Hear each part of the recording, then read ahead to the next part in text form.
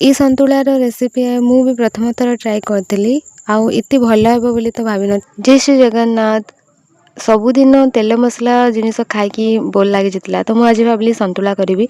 मो पाखे जहाँ वेजिटेबल था मुझे भल भाव काटिकी रखीदेली आ मुझे जहाँ यूज कर स्क्रीन रे मु मेंशन कर देछि आपण मैंने देखिपारे। तापर मुझे पानी नहीं कि लुण हलदी देकर 90% सिझा को छाड़देली।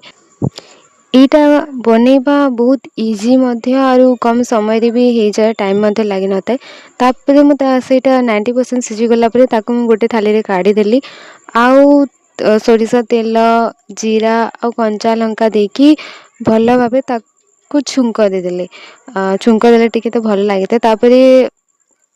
तापर मु नो गार्लिक रो सब्जी मसला मुझे देली टिके टेस्ट पे देली आउ ता सहित यहाँ रेडी हो जाता। आउ यहाँ नो गार्लिक रो थिला तो मु भगवान को भोग लगेली आ ता सहित दही पखाल मु खाइली आ विश्वास करंतु पेट और पाटी दुईटा शांति होगला। तो आज ये वीडियो देखा नेक्स्ट वीडियो रे। जय जगन्नाथ।